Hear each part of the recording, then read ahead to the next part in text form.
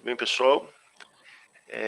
Mais uma vez, agradecer a professora Liliane Almeida Maia, que aceitou gentilmente dar essa palestra para a gente nesse evento, né? Nesse momento de forma remota. Esperamos aí que numa próxima oportunidade seja possível tê-la conosco aqui no departamento. A professora já conhece Juiz de Fora? Sim, eu estive aí num desses, talvez num dia de inverno, que foi uma homenagem ao Olímpio e Sim, sim, é verdade. Os 60 anos do professor Olímpio, né? descendo, é isso? Coisa boa. Então, agradecer muito aí a participação do professor nesse evento. Vou fazer um breve relato aqui da caminhada acadêmica da professora, tá? Se tiver alguma correção, por favor. Possui bacharelado, mestrado pela Universidade de UNB, mestrado e doutorado em matemática pela Universidade de Wisconsin, é professora titular da UNB desde 2010 e tem experiência na área de análise com ênfase em equações diferenciais parciais. E a professora vai, nessa apresentação de hoje, falar do tema New Results on Shocard Equation of Classical Power 2. Obrigado novamente, professora.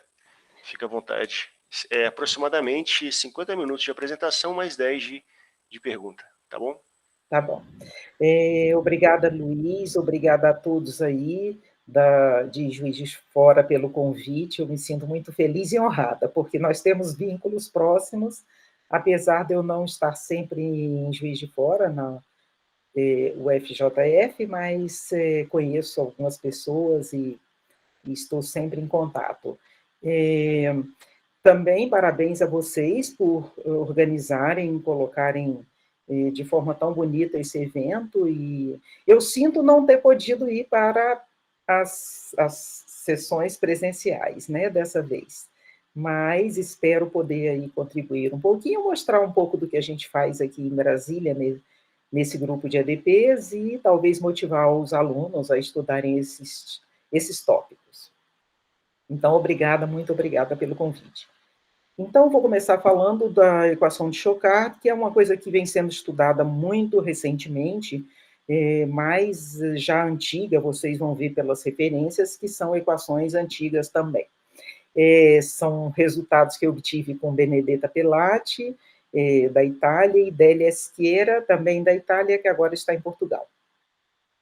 Colaborações já de longas datas com Benedetta, então a gente vem trabalhando muitas coisas, e agora resolvemos fazer esse trabalho nas equações de Shocard, que são um pouco diferentes, porque envolvem um termo de convolução que a gente chama de uma estrutura não local para as equações elípticas. Então, basicamente, a equação de Shocard que nós estudamos é menos Laplaciano de U mais um potencial, que vai determinar várias coisas para a equação de Shocard, e o termo não local, que a gente chama de convolução, que é usado para descrever fenômenos físicos. A minha palestra não vai ser tão aplicada como a da professora Cláudia, mas para mim já é bastante aplicada, porque é motivada por problemas físicos bastante relevantes na área de ótica e de estudo atômico, então eu já acho bastante aplicada. Bom, a dimensão n maior ou igual que 2, que é onde essas equações são estudadas. Esse termo de convolução I alfa é o termo A alfa, uma constante, descrita aqui, dividido por x, módulo de x elevado a n menos alfa. Isso daqui é o que o pessoal chama de potencial de Hertz, e que descreve bem fenômenos atômicos, e que foi usado e com boa resposta. A primeira coisa que aparece quando a gente estuda esse tipo de problema, quem faz o tipo de método que eu faço, que é métodos variacionais, é transformar essa equação numa equação integral, vamos dizer, trabalhar com um funcional integral associado, e pontos críticos do funcional vão ser soluções da nossa equação. Então, para integrar uma equação como essa, você precisa primeiro saber que tipo de P's você pode integrar e dar um valor real, um número real, uma coisa finita. Então, sai de desigualdades conhecidas e clássicas que o P, para que esse termo de convolução seja depois integrável, o P tem que estar nesse intervalo de valores. Esse n-2, n mais alfa é chamado o expoente crítico superior de P, e n mais alfa sobre n, né, se você inverter aqui a desigualdade, é o que a gente chama de expoente crítico inferior para chocar. Tudo para que essa equação, integrando essa equação, você consiga uma coisa bem definida. Bom, mas nosso interesse foi, pegando uma equação onde você tem o P no intervalo correto, tudo, estudar um problema que a gente chama de potencial variável. Esse potencial descreve muito a malha por onde os átomos estão viajando. Dependendo da conformação da malha, da formação da malha, ela tem que ser levada em conta para realmente os pulsos eletromagnéticos viajarem sobre a malha. Então, naturalmente, para quem estuda esses modelos da física, aparece para que tipo de funcionais V de X, que são deformações na malha, você tem solução para um problema desse. Ou seja, um pulso elétrico vai viajar realmente nessa malha eletromagnética.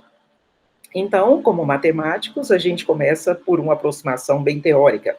Tipo, pega uma função V que seja contínua em Rn, o ínfimo positivo, quer dizer, uma função positiva, e ela tem um limite no infinito.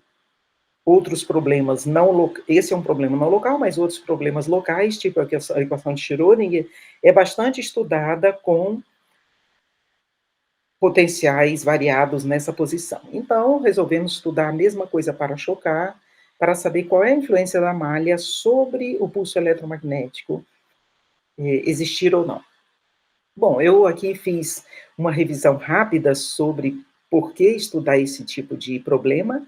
O modelo clássico vem de Froelich e Peckers, em 37, vocês estão vendo que já é uma coisa bem antiga na física, em 54, que modelaram fenômenos em física de matéria condensada. Para quem gosta de aplicações à física, tem muito escrito sobre a equação de Shokar. É um clássico, vamos dizer, na física. Depois, o próprio Shokar introduziu em 76 esta mesma equação modelando um one component plasma, quer dizer, um plasma de uma componente. Eu não entendo tanto, mas já li várias coisas da física para tentar, né, desfrutar um pouco da motivação física. E depois, coisas mais próximas a mim, que são Elliott Lieb e Lieb e Thomas, em 97, esse em 76, em 97, que estudaram esse problema já do ponto de vista bastante analítico, matemático. Muitos outros.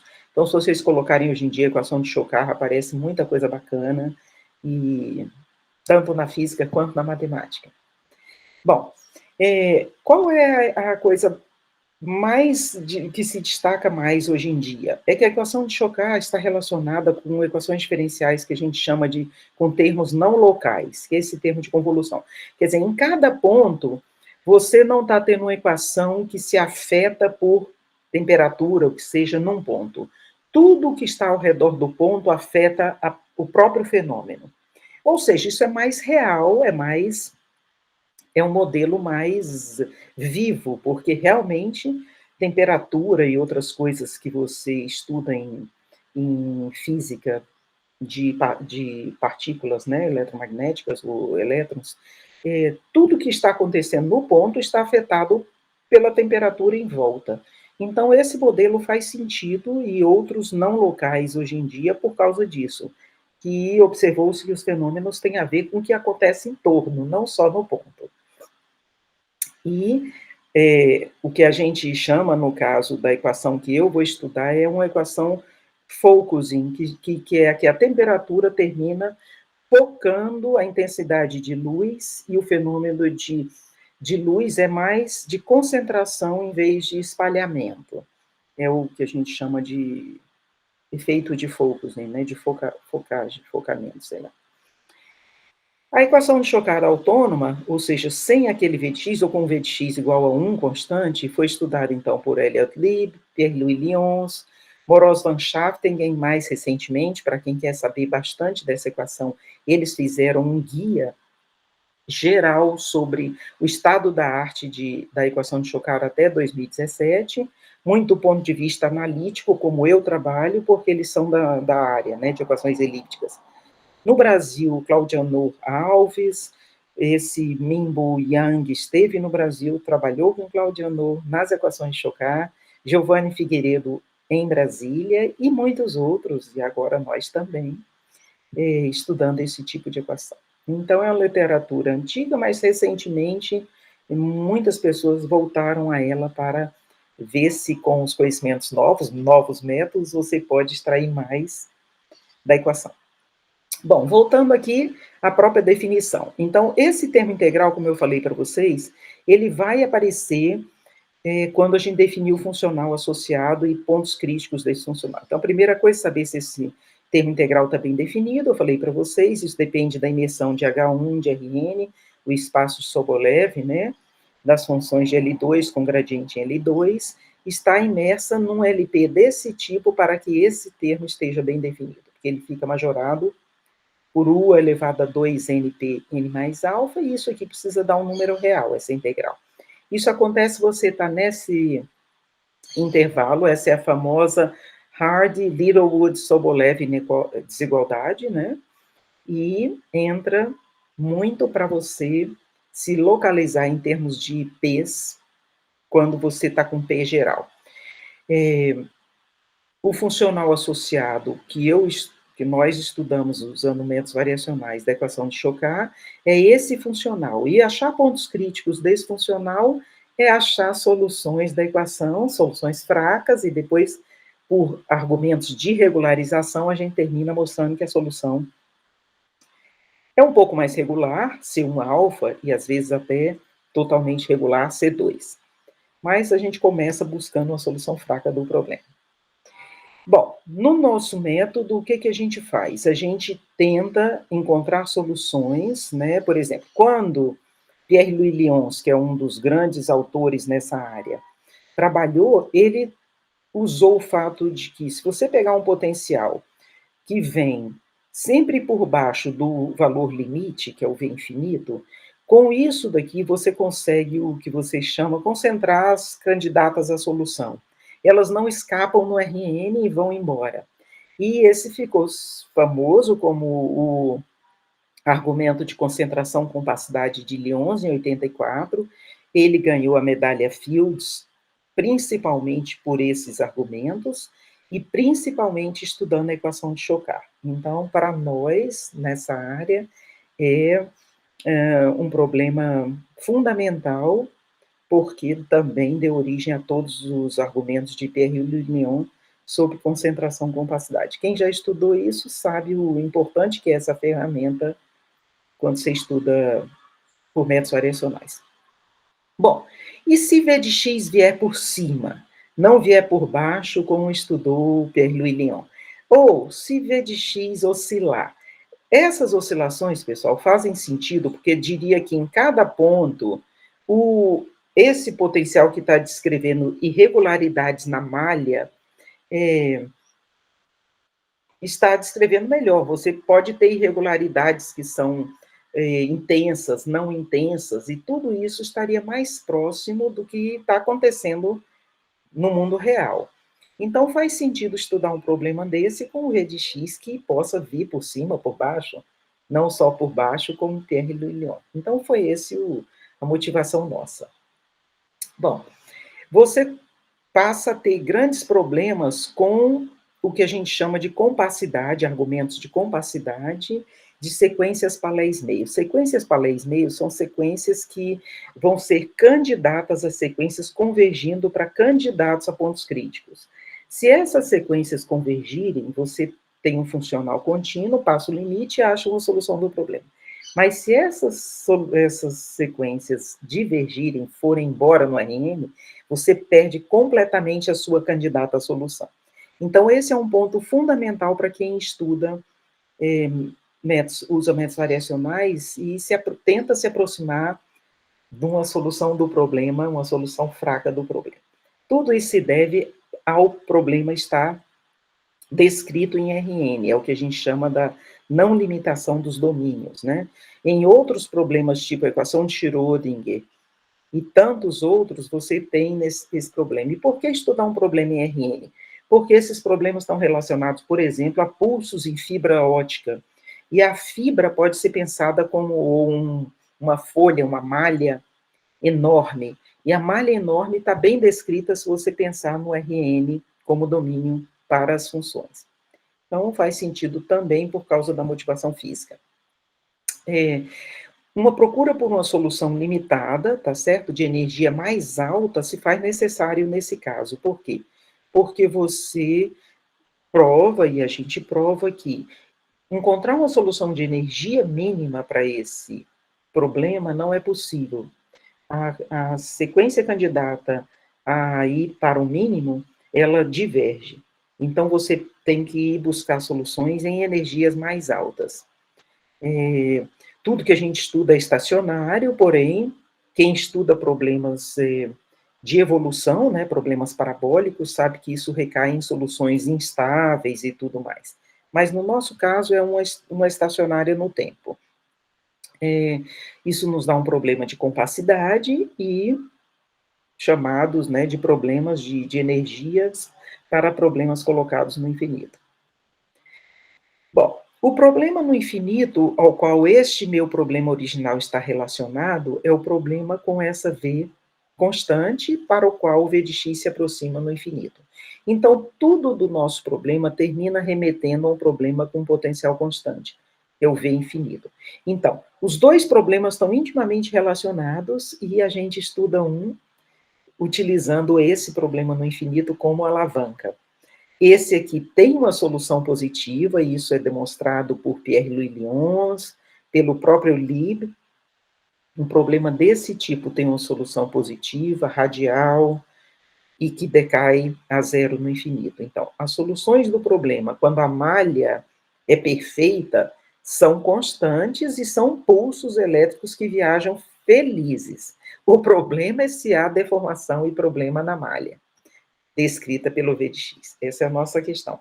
Mas o interessante é que, como o nosso V de x vai para V infinito, termina que o problema no infinito ajuda a gente a resolver o problema original. Bom, então a existência de soluções positivas para o problema autônomo, que eu terminei de falar, no infinito, se deve a Lib e Lyons, e novos resultados foram estendidos, encontrados por Morós van Schaftingen, que eu me referia para vocês. O problema autônomo tem a solução positiva, radial, de energia mínima, que eu vou, a partir de agora, chamar de W, e para todo P, naquele intervalo de existência da desigualdade Hardy-Littlewood. Então, o problema autônomo está perfeito, está bem colocado, a gente pode usar essa solução W quando a gente precisar. Vamos ver como usar. A única coisa que se conhece sobre a unicidade dessa solução positiva radial é, no caso, P igual a 2, alfa igual a 2 e N dimensão 3, 4 e 5. Isso, para nós, é um problema enorme. Por quê? Porque muitos dos argumentos em métodos variacionais dependem da unicidade do problema limite. Então, basicamente, o problema a questão de unicidade só está bem colocada, só está bem descrita para P igual a 2, que é o problema clássico da física clássica. Então, nós terminamos tendo que usar, às vezes, outros argumentos para evitar o caso. Se está em P igual a 2 e com alfa 2 e tal, ótimo, eu posso considerar unicidade. Então, para os alunos que gostam dessa área, um grande, vamos dizer, universo de problemas em aberto é esse, de mostrar a unicidade de soluções do problema de Chocar. Pouquíssimo se sabe sobre a unicidade das soluções positivas. Então, já deixo aqui essa motivação. Bom, quando você sabe a unicidade, ou seja, quando P igual a 2 e você está com alfa igual a 2 e N igual a 3, 4, 5, então nós mostramos um teorema que diz o seguinte, que se esse potencial é variável, pode vir por cima ou por baixo, mas decai, tá certo? Então, ele está abaixo de um V infinito mais uma parte exponencial. Então, ele pode oscilar e tudo mais. Mas, com certeza, ele está indo para V infinito quando x vai para infinito. Se você tem um potencial desse tipo, com esse tipo de decaimento, que vocês vão ver tem a ver com o decaimento da solução ground state, então, o que, que a gente conseguiu mostrar? Se você assume um decaimento exponencial um pouquinho mais veloz do que 2 raiz de V infinito, qualquer parte polinomial serve, e nesse caso você mostra que existe uma solução positiva para o problema com V de x variável. Mas se você está com a parte exponencial nesse decaimento a V infinito, exatamente 2 raiz de V infinito, que é o decaimento, 2 vezes o decaimento da solução ground state positiva, a clássica, então você tem que estar muito atento ao decaimento dado por essa parte polinomial. Bom, esse teorema, só pelo enunciado dele, já diz que você tem que ter todo cuidado com a forma do V de x, ele pode oscilar, mas ele tem que estar indo para o valor limite com certa velocidade para que você encontre a solução positiva. Vamos ver. Possivelmente, V pode aproximar por cima e por baixo, como eu falei para vocês. Nós acreditamos que o decaimento V de x colocado nesse teorema, apesar de ser um teorema muito restrito, porque você só está no caso P igual a 2, que é o clássico Shokar, mas a gente acha que esse decaimento da V de x é optimal, quer dizer, ótimo, porque as estimativas são muito delicadas e precisas. E, claro, você só está no caso em que tem unicidade, que é a dimensão 3, 4 e 5. Se outras pessoas começarem ou tiverem resultados de unicidade, aí, com o mesmo tipo de argumento que a gente usou, poderemos, então, obter resultados mais avançados em outras dimensões ou com alfa diferente. Mas, por enquanto, dependendo da unicidade, o nosso método só se aplica a esse cenário, né? Então, nós tomamos vantagem em informação sobre a unicidade para da solução do problema limite, tá certo? E, nesse caso, a gente não precisa explorar, por exemplo, algumas simetrias de V de x, que são outra forma de aproximar o problema.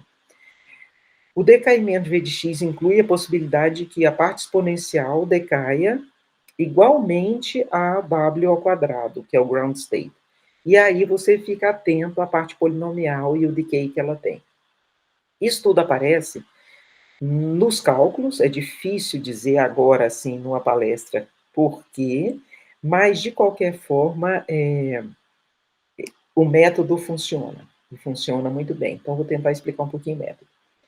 Primeiro, para aplicar um método a esse tipo de hipótese, né, do potencial, você considera a solução de energia mínima, que é o que a gente chama ground state solution, né, a solução de energia mínima, positiva radial, do problema limite.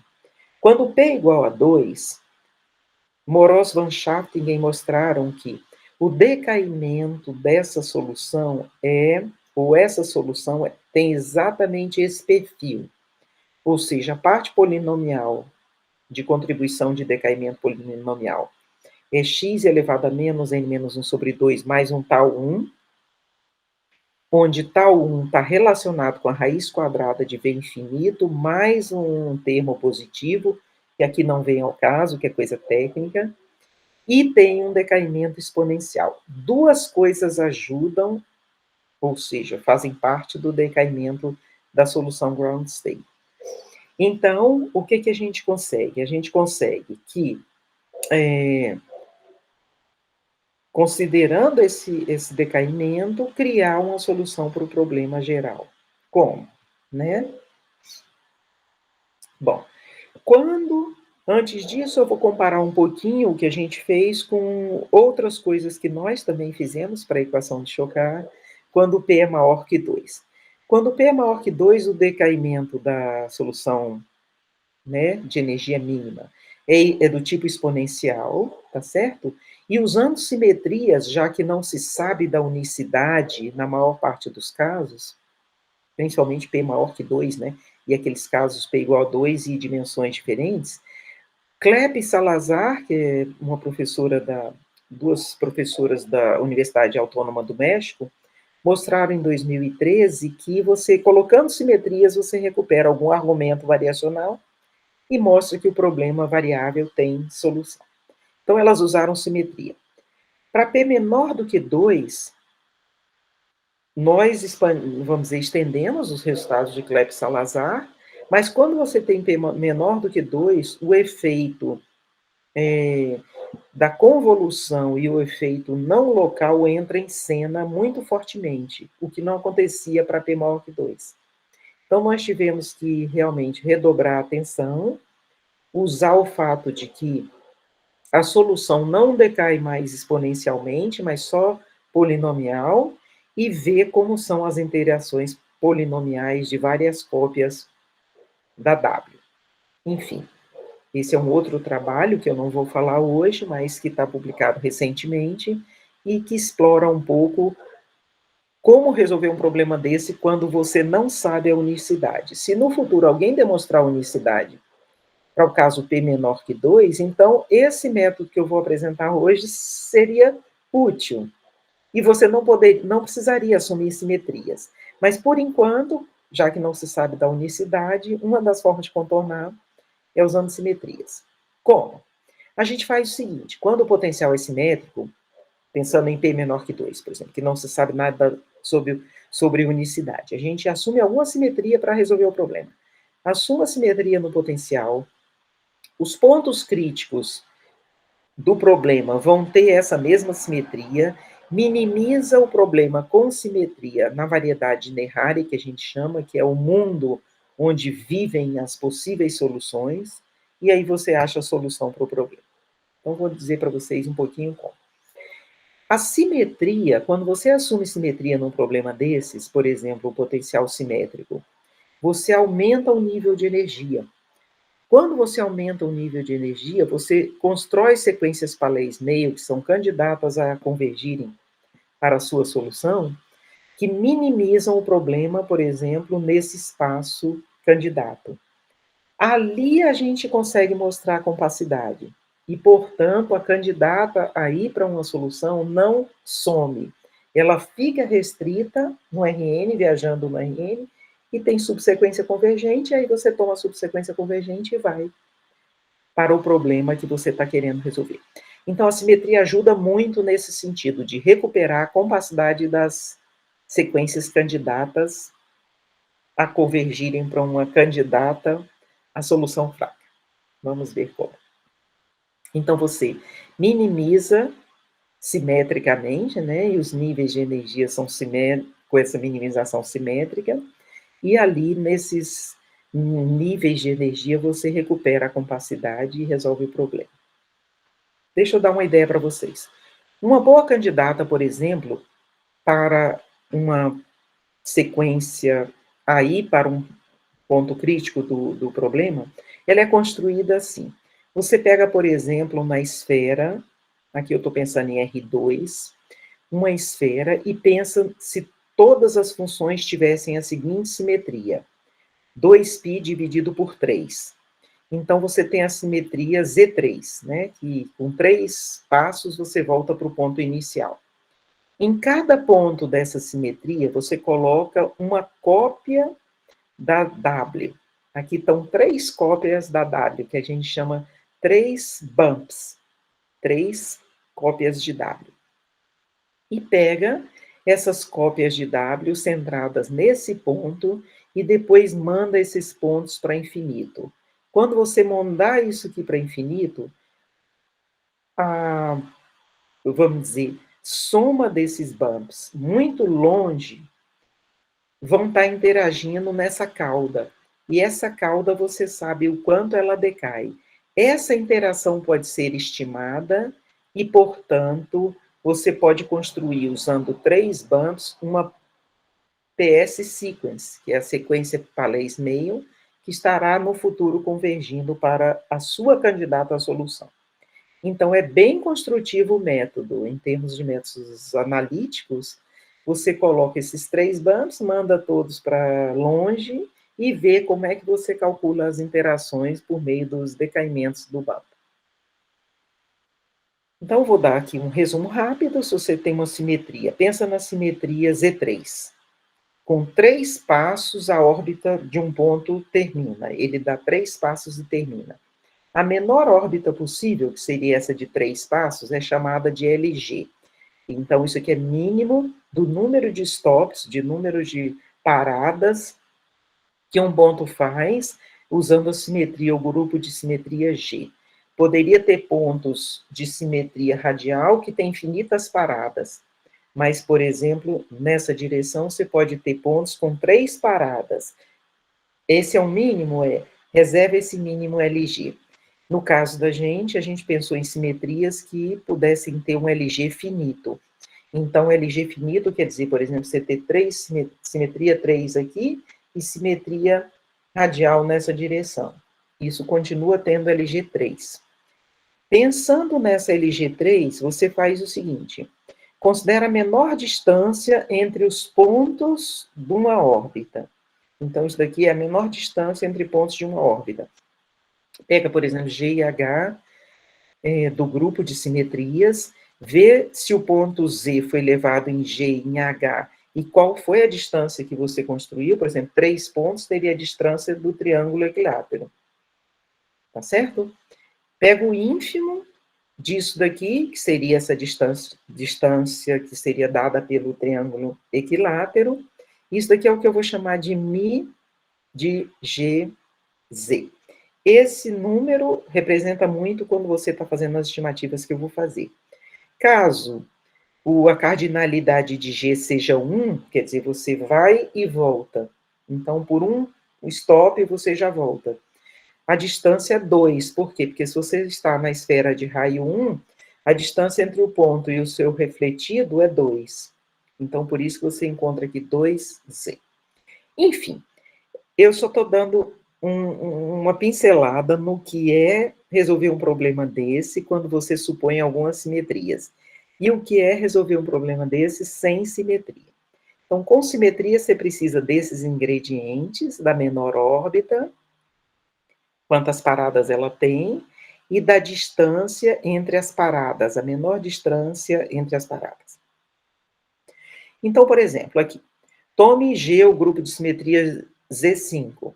Então, você tem 5 paradas até voltar para o ponto original. 1, 2, 3, 4 e 5. Voltou. Então, o L de G da gente seria 5. E qual é a distância entre esses pontos? Apesar do meu desenho estar feinho aqui, a distância é esse número real aqui. Beleza. Então, dentro do nosso argumento, isso vai contar. Tome R4 e Z2 numa direção e Z3 em outra. Qual seria a menor órbita possível? Bom, nessa aqui você tem órbitas de tamanho 2. 1, 2. E nessa aqui você tem órbita de tamanho 3, um triângulo. Então, prevalece L de G, que é o mínimo, que é 2.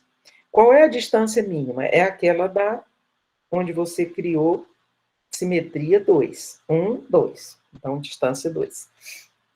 Pega esse ponto, por exemplo, 1, 0, 0, tá certo? Qual é o percurso que esse ponto fez? Na primeira entrada, você está com simetria 2, então esse ponto vai e volta. E esse ponto, qual é a simetria que ele está sujeito? A que tipo de simetria? 3 paradas, G3. Então, essa é mais ou menos a ideia do tipo de grupos que a gente trabalha quando assume simetria. Então, a gente assume que LG é maior ou igual que 2, por exemplo, no mínimo 2, vai e volta, tá certo? E você ainda poderia ter outros grupos com simetrias menores, por exemplo, se aqui é a identidade, a LG seria 1. Ou se você não tem simetrias, por exemplo, né? Simetria 0, então o ponto está parado, LG é 1. Também você tem LGs infinitos, que é quando você pensa em simetria radial. Infinitos paradas para o mesmo ponto por causa da simetria total no raio de coisas radialmente simétricas. Mas, enfim, eu só dei alguns exemplos para vocês imaginarem que tipo de simetria a gente pode assumir quando está resolvendo um problema desse. Esse tipo de simetria L infinito a gente não assumiu, então a gente não assumiu simetrias radiais, por exemplo. Mas tem resultados para chocar, por exemplo, de Tingolani, Klepp e Secchi, que assume simetria radial e resolve o problema, então o potencial V é um potencial radial, ou assume também simetrias menores e resolve o problema. Então tem outras simetrias usadas que não foram as nossas especificamente nos nossos trabalhos. Bom, mas voltando à questão com simetria, relaxando a hipótese do potencial, você poderia, por exemplo, pensar em mais outras simetrias, no caso, Klepp-Salazar, o clássico P maior ou igual que 2, eles assumiram LG maior ou igual que 3. Então, nesse caso, nossos resultados melhoram, tá certo?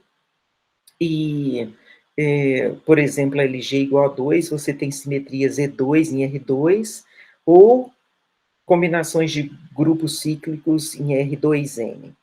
Então, você pode pegar grupos bastante não triviais e resolver o problema pensando em LG igual a 2, que é o caso nosso. Então, a gente aprimorou essa hipótese.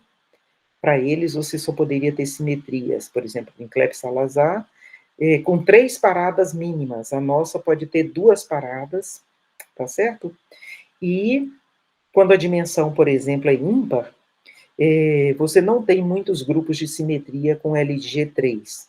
Então, isso torna, então, os resultados com LG2 bastante significativos, né? Para n igual a 3, por exemplo, existe uma classificação completa dos grupos de simetria, e LG maior ou igual que 3 são poucos os grupos. Então, pensar em LG igual a 2, como nós pensamos, simetria vai e volta, é bastante razoável. Bom, no caso com simetrias, que tipo de resultados nós temos para P igual a 2, que é o clássico chocar? Nós obtivemos, e aqui é um outro artigo, né, um outro resultado, que se você supõe um grupo de simetria com dimensão n maior ou igual que 2 e comprimento de órbitas ou 2 ou mais, então a gente melhora os resultados até então, né? P igual a 2 e alfa menor ou igual que n menos 1, isso aqui entra por causa do tipo de decaimento que a solução tem. Basta assumir que o potencial esteja decaindo a uma V infinito, por cima ou por baixo, com um tipo de decaimento desses, tá certo? Ou seja, exponencial beta e polinomial sigma, tá certo? Que tipo de beta e sigma? Se beta ultrapassar aquele comprimento da órbita simétrica, que era comprimento mínimo, por exemplo, aquela simetria de 5, o comprimento 5 era do pentágono, vezes raiz de V infinito, você não precisa se preocupar com a parte polinomial. Mas se você tiver exatamente com comprimento 5, naquele exemplo, não 5, mas μg, que eu calculei lá, raiz de 10, não sei o quê, vezes V infinito, se você tiver exatamente com esse decaimento exponencial, aí a parte polinomial entra em ação para você resolver um problema desses. E a parte polinomial teria que ter decaimento menor que menos 1 ou esse número. Eu não vou entrar em detalhes, isso tudo é técnico, está no artigo, para quem tem interesse e quiser ler, vai ver bem nas estimativas onde entra o controle exato da parte polinomial aqui, né?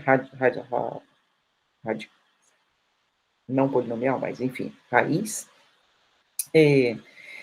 Mas com esse tipo de, vamos dizer, primor, né, no decaimento, a gente consegue mostrar que se V, além de decair assim, tiver a mesma G-simetria que você está assumindo no problema, você consegue mostrar que o problema tem uma solução positiva com a mesma simetria, G invariante.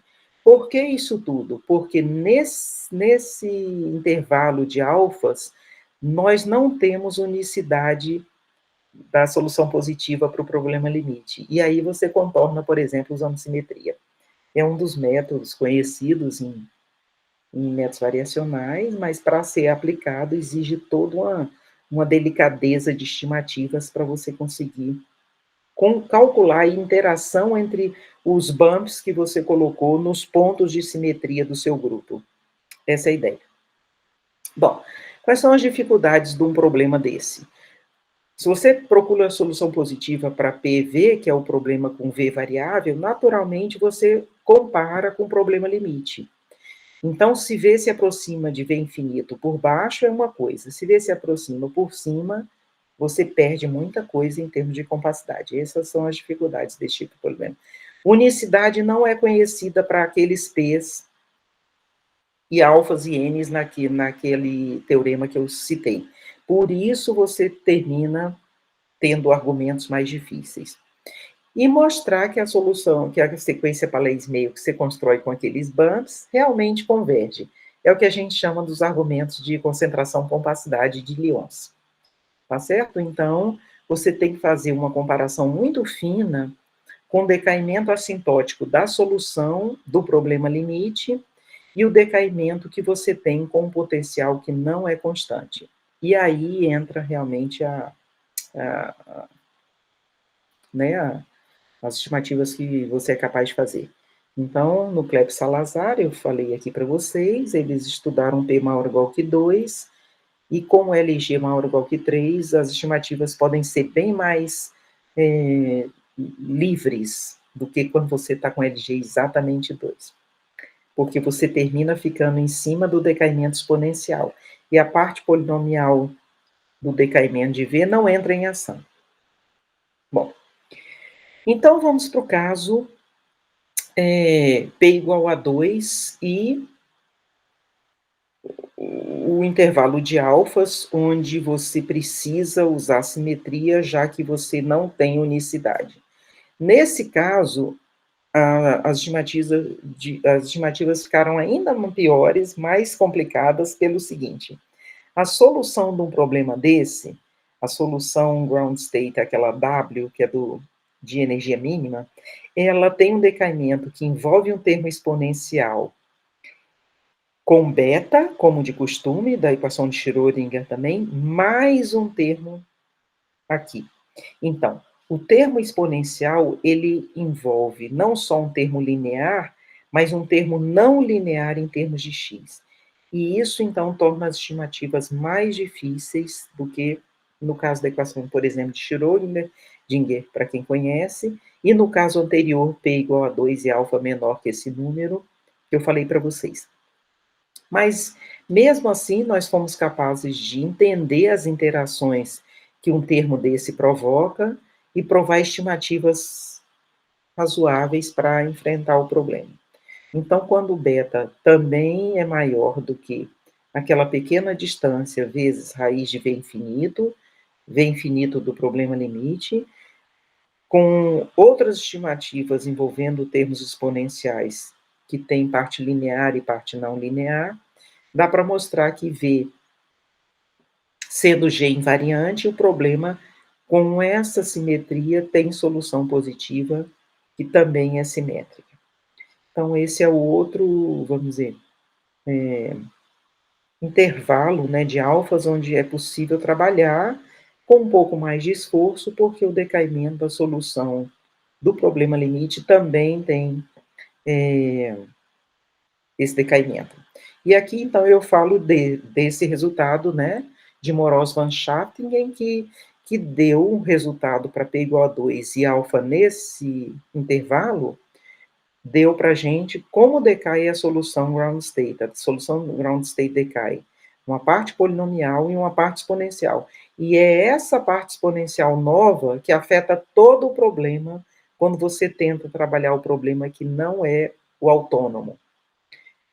Porque a própria V decai desse jeito, nesse tipo de intervalo. Mas aí, enfim, tendo vários bumps desse tipo, você precisa estudar a interação de termos que envolvem exponenciais complicadas. Porém, é possível fazer, e é o que se faz num problema desse. Como é que a gente resolve um problema desses? Constrói o conjunto de funções do espaço Sobolev com simetria, que isso também é um espaço de Hilbert, E elas aqui dentro são do tipo que a derivada do funcional aplicada nelas dá zero. Por que esse tipo de cenário é importante, o local de busca é importante? Por quê? Se você encontrar um ponto crítico, para toda linha de U aplicada a qualquer φ vai dar zero, em particular para φ igual a U. Quer dizer, se você quer procurar num universo onde você pode encontrar uma solução, esse é um bom universo. Nessa direção U está dando zero, mas depois você procura uma que dê em todas as direções zero. Então, é o que a gente chama da variedade Néhari, com simetria, e a gente tenta minimizar nessa variedade com simetria. Se você conseguir achar um mínimo, a derivada dele em cima dessa variedade vai ser zero. Mas a gente mostra que essa variedade é natural. Quando você derivar e der zero nessa variedade, vai dar zero em todo o espaço. E aí você encontrou um ponto crítico do funcional. Então, eu pus aqui, né, a derivada zero na direção U é essa expressão, e linha de U vezes U, e o funcional limite é dado por V infinito nessa posição.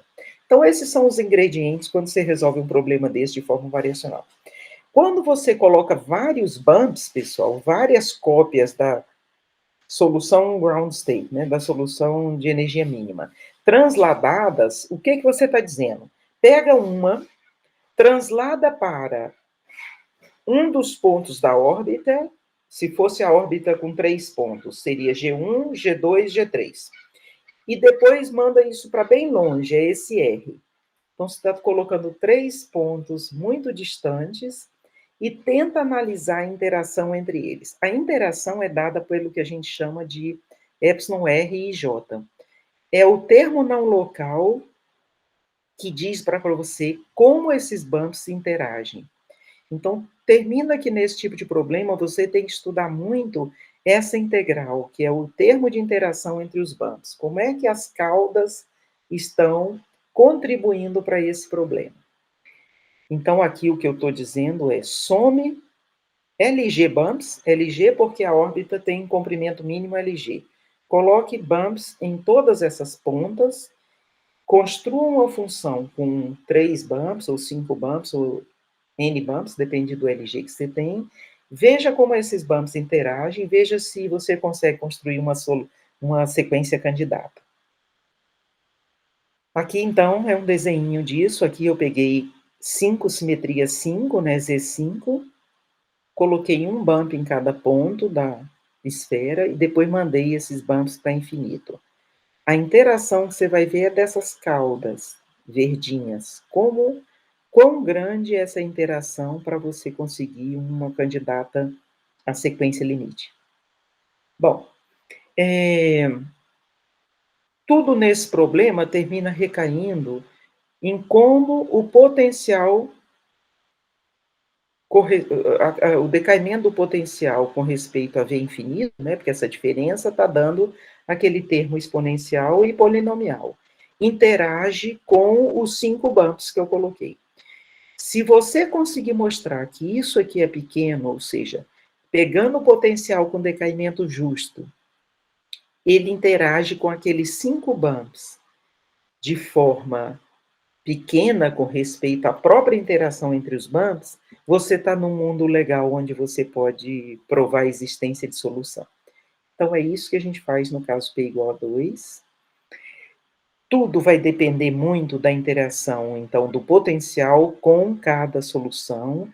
Então, a gente teve que mostrar um argumento de interação entre funções, ou seja, se você pega uma função com esse tipo de decaimento, que é, por exemplo, a função dada pelo potencial V, e pega uma função que é um bump, que tem esse decaimento. Quando eles interagirem, tá aqui, uma transladada e uma não transladada, qual vai ser a ordem de grandeza dessa integral?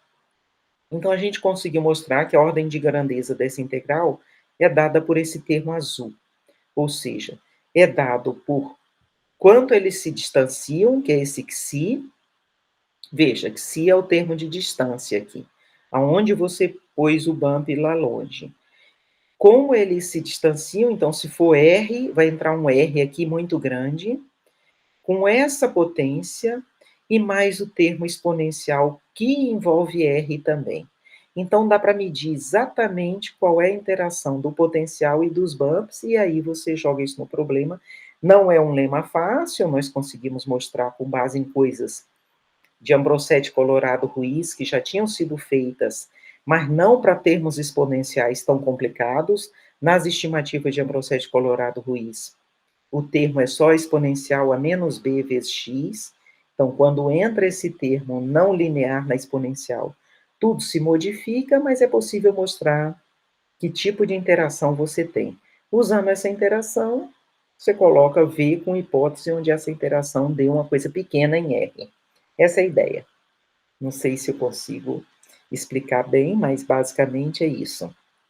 Então, o εr, que foi a interação entre as caudas, ela é medida desse jeito. Então, aqui entra a distância das simetrias, aqui entra a raiz quadrada do potencial, multiplicado por R. R é o fator de distância que você pôs as coisas bem longe. Quando você está no caso P igual a 2 e o alfa está em outro intervalo, veja que a interação entre os bumps já é diferente, ele envolve um termo exponencial linear, que multiplica R, mas envolve um termo não linear em R, tá certo?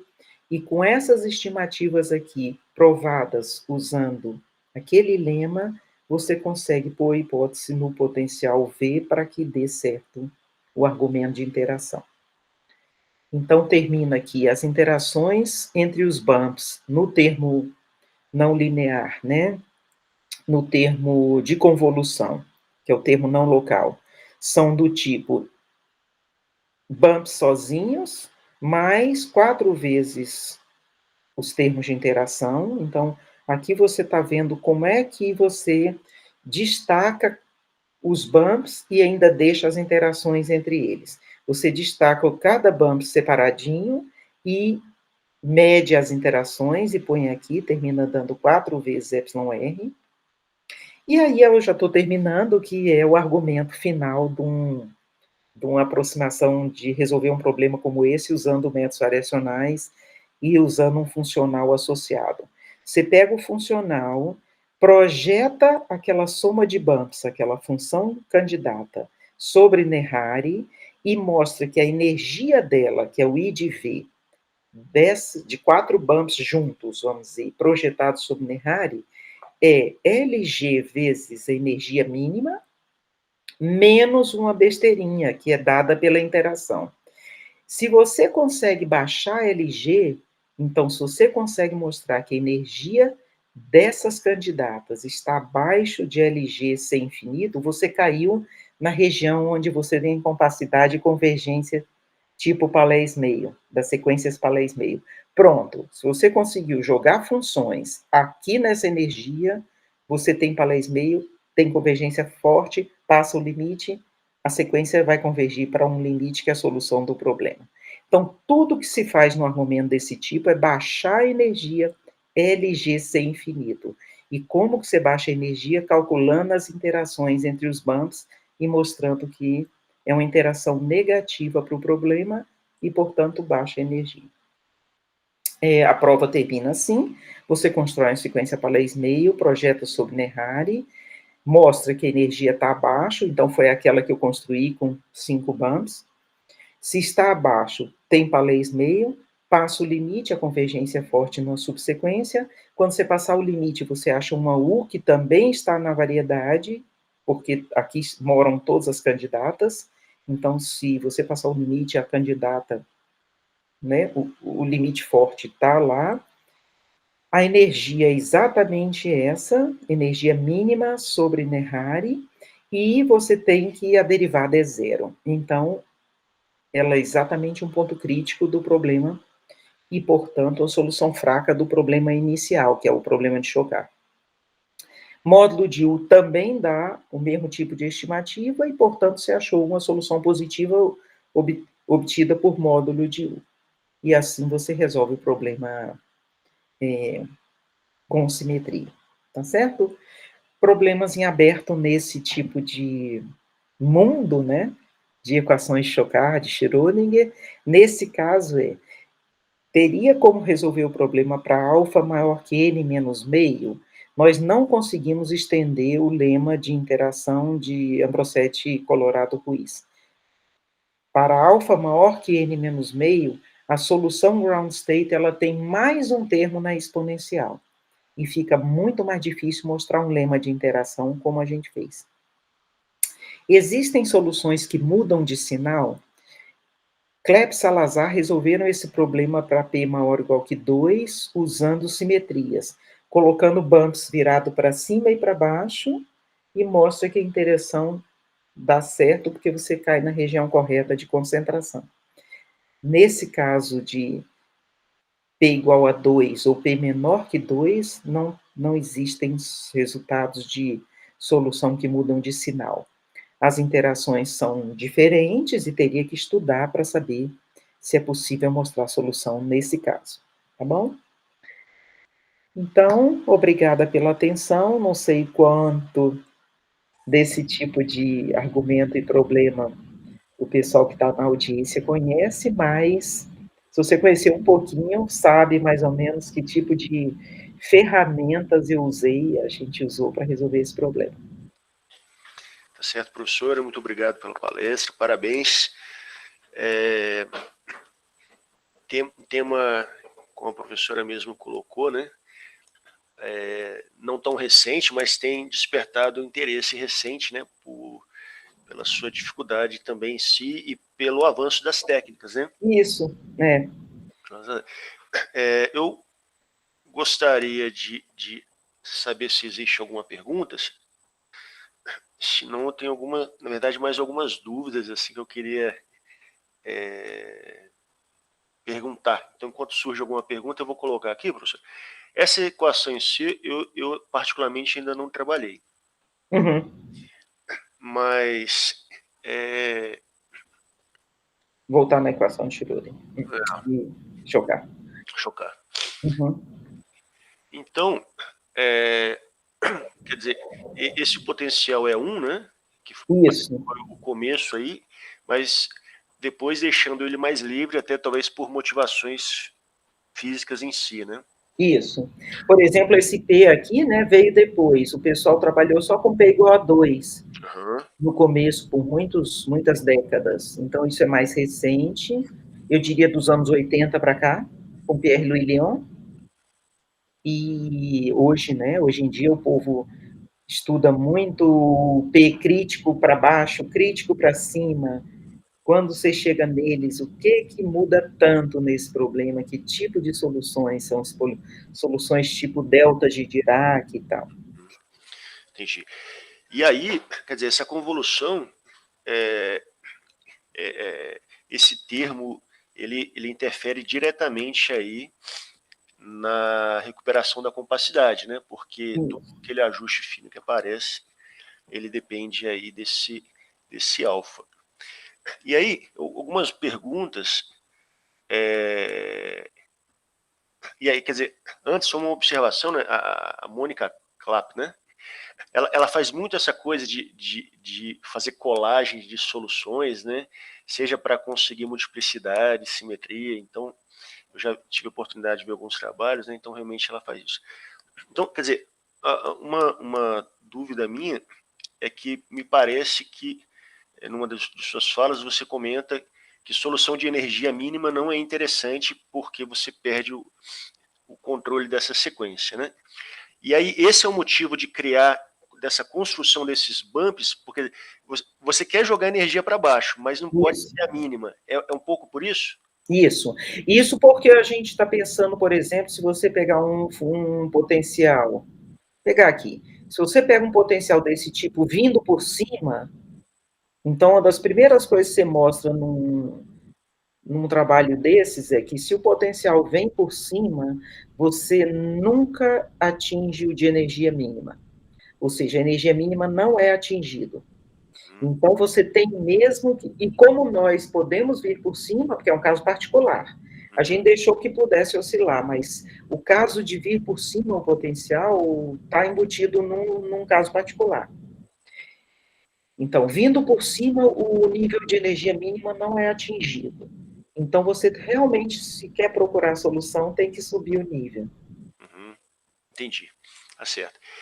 E uma outra, assim, eu fiquei curioso, assim, não ficou, quer dizer, eu não consegui perceber, e não sei se foi exatamente explorada, mas como a unicidade, é possível falar como a unicidade, aí eu não sei se ele simplifica ou se ele libera o potencial, né, um pouco mais. É possível, em poucas palavras, dizer o porquê? Isso.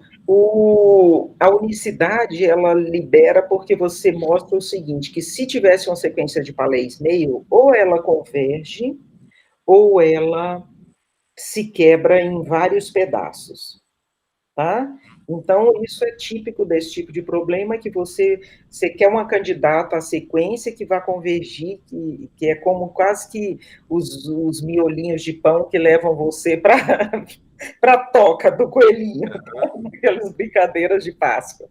Então, você vai seguindo aqueles pãezinhos e vai lá.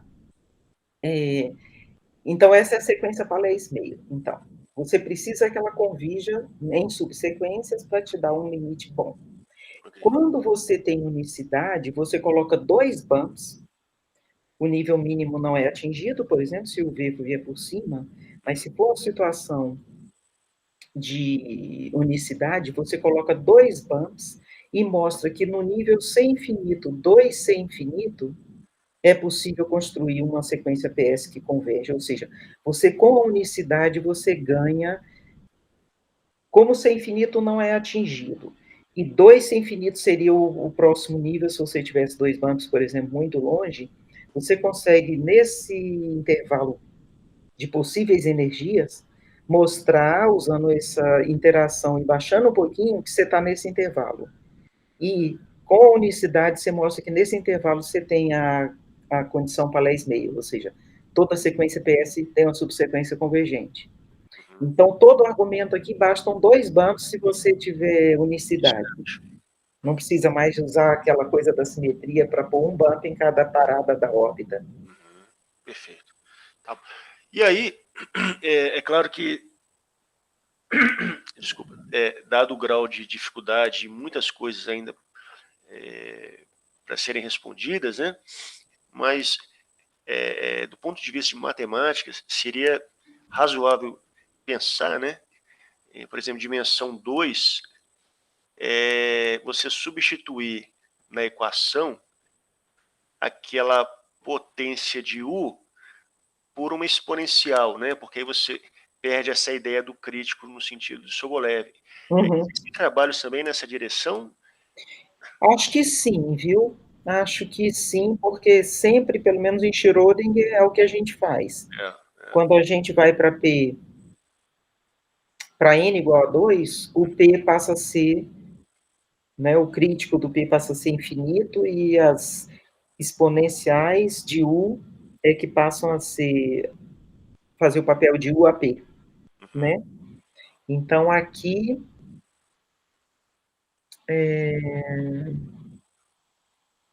eu imagino que vai ser parecido, mas... É mais curiosidade, né? Porque, claro, a gente fica pensando em coisas inerentes à própria dificuldade da matemática, né, também. Uhum. Mas eu fiquei curioso um pouco como a convolução iria interferir nesse crescimento, né? Quer dizer, ele continua sendo no sentido do Prundinger-Moser ou muda ainda um pouco, né? O termo no sentido do alfa crítico. Como seria essa interação da convolução Da com convolução, né? Porque a convolução, o superficial, né? em qualquer situação, ele é um... Deixa eu ver aqui a convolução. Ela é dada n menos alfa. Então, seria 2 menos alfa. De qualquer forma, o potencial de Hertz, mesmo em n igual a 2, é um polinômio. É uma coisa polinomial no denominador, né? Então, Enfim, nós só pensamos em potências, UAP, mas eu não sei se colocando um termo exponencial aqui, você, em n igual a 2, pode trabalhar igualmente, eu não sei. Não entendi. Agora, olhando de novo, entendi. Por vezes também, mesmo com exponencial, você tem uma potência de U também, né? Mas é mais curiosidade se fazia sentido, né? Esse tipo de problema, né? Mas tá bom, professor, eu agradeço mais uma vez Eu e que agradeço, foi ótimo estar aqui. satisfação nossa. Temos mais alguma pergunta? Deixa eu ver aqui. Ótima palestra. Eu acho que não temos mais perguntas. Então, eu convido a todos que abram, né, o microfone para a gente poder agradecer mais uma vez a professora. Por terem ficado até agora aqui, pessoal.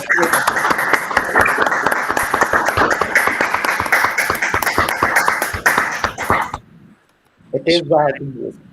Se puderem também abrir a câmera para a gente fazer essa foto final, né, para registro aqui do evento, da palestra.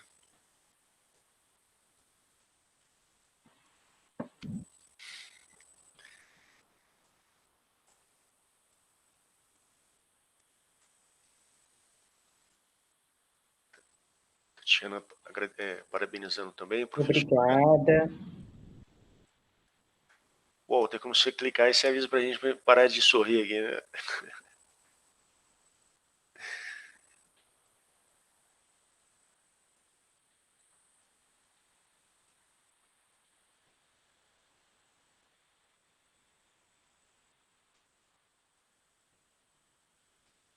Beleza? Obrigada e espero estar aí em Juiz de Fora na próxima vez. Poxa, vai ser um prazer. Vai ser um prazer. Só um aviso, né? A gente está deixando também gravado, é que amanhã nossas atividades retomam de forma presencial às 10 horas no Departamento de Matemática. Tá bom, gente? Muito obrigado. Boa noite a Boa todos. noite, obrigada, pessoal.